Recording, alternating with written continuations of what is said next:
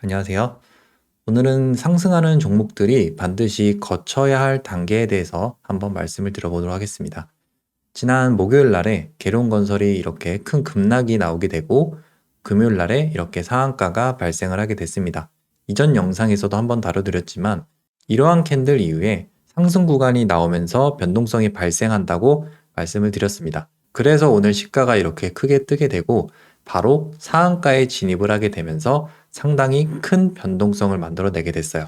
물론 재료도 세종시에 대한 부분들이 존재를 하지만 같은 재료를 보인다 하더라도 유라테크의 경우에는 상승 시세가 별로 나오지가 않았습니다.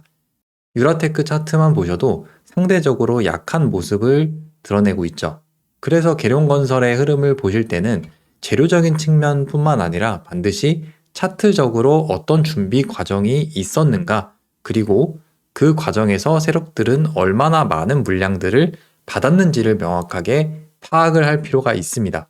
지난 금요일의 흐름만 보더라도 상대적으로 계룡건설은 상한가를 빨리 들어가게 되면서 강세의 흐름을 보였지만 유라테크는 상대적으로 약한 모습을 보였고 대주산업의 경우에는 두 번째로 강한 모습을 보이게 되면서 오늘 추가적으로 이렇게 강한 장대 양봉 그리고 거래대금이 발생하는 이런 캔들을 형성하게 됐어요. 두 종목을 보더라도 지난 하락 구간에서 많은 물량을 받았기 때문에 이러한 과정들이 발생을 하게 되는 거고 대부분의 종목들, 그러니까 우리가 시장에서 보는 크게 상승을 가는 종목들이 거의 대부분은 이러한 과정들을 만들어내게 됩니다. 물론 우리가 그 과정에서 세력들이 매수하고 있는지 아닌지를 판단을 무조건 할 수는 없지만 이후에 세력들이 움직이게 된다면 그 구간에서 손절 물량이 나왔다라고 판단해 볼 수가 있습니다. 동양철관의 경우 그러한 파동을 발견하기가 굉장히 쉬운 종목이에요. 지난 3월 달에 상승 구간만 하더라도 여기에서 그냥 밀리는 거는 자연스러운 파동입니다. 그런데 여기에서 갑작스럽게 상한가가 나오고 그 뒤에 다시 이런 구간, 거래가 터지는 이런 자리들이 발생을 하게 됩니다. 또 그 뒤에 주가가 이렇게 밀리게 되다가 다시 여기서 상승 구간을 만들어내고 이후에 추가적으로 거래가 터지는 구간들이 계속 나오게 됐어요.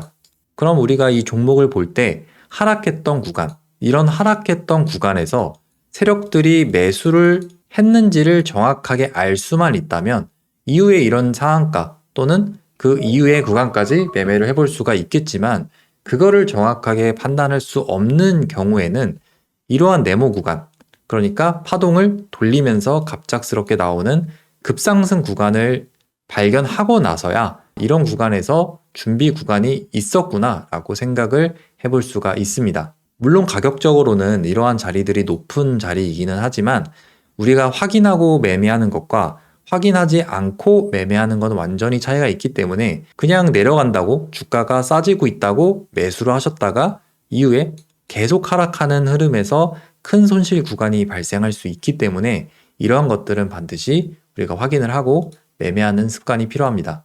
오늘 시세를 이렇게 아침에 발생을 시켰던 3빌리언의 경우에도 그런 구간들을 찾아볼 수가 있습니다. 16일 날 이렇게 윗꼬리가 발생을 하게 됐는데 이러한 구간은 신고가 구간에 진입을 하는 가격이기 때문에 굉장히 많은 투자자들이 추격 매수에 아침에 이렇게 들어오게 되고 그 이후에 이렇게 하락을 가게 됐을 때는 많은 손절 물량이 발생을 하게 됩니다.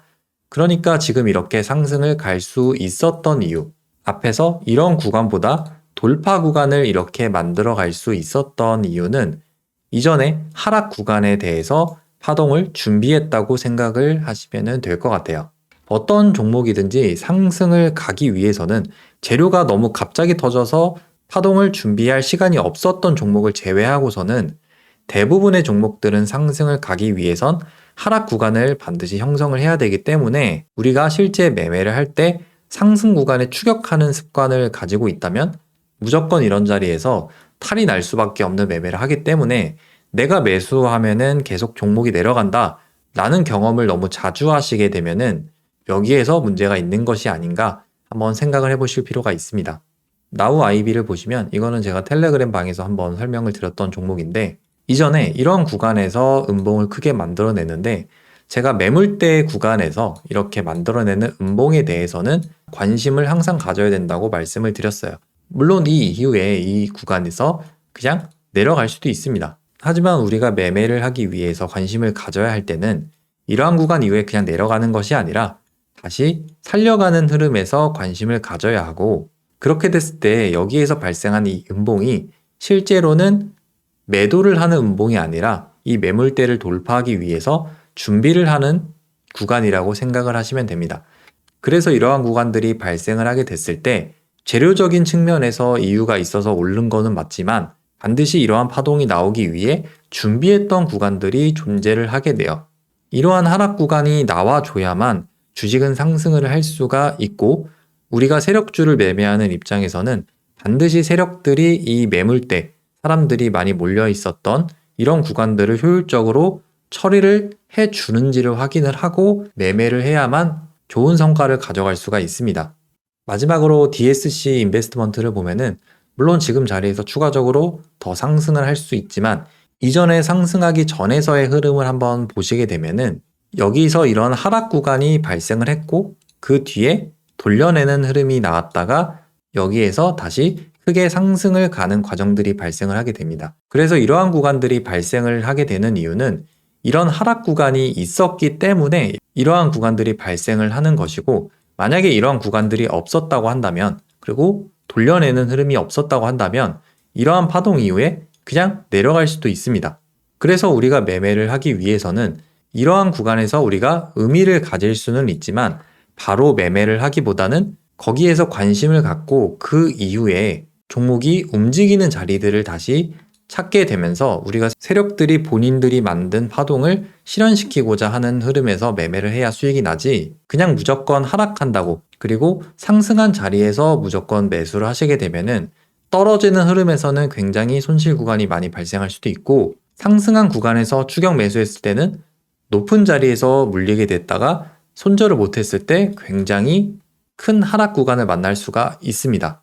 그래서 우리가 매매를 하게 될 때는 이 종목이 이전에 상승을 위해서 준비했던 과정들이 존재를 했는가 아니면 존재하지 않았는가를 한번 구분해 보시면 좋고, 예를 들어 계룡건설의 이전 흐름을 보셔도 갑작스럽게 이렇게 크게 갑작스럽게 발생하는 이런 파동들에 대해서 내가 빠른 단기 트레이딩을 할 줄 모른다면은 섣불리 매매를 하시기보다는 사람들의 물량을 다시 손절받는 이러한 구간을 다시 확인을 하고 매매를 하는 전략을 취하시면은 훨씬 더 유리한 매매를 하실 수가 있으니까, 무조건 종목이 상승이 나온다고 추격하기보다는 파동을 보시면서 원리에 입각한 매매를 하시게 됐을 때 보다 승률이 올라갈 거라고 생각을 합니다. 그래서 오늘은 파동들이 나오기 전에 반드시 지나야 될 흐름에 대해서 설명을 드렸고, 내일은 다른 내용으로 찾아뵙도록 하겠습니다.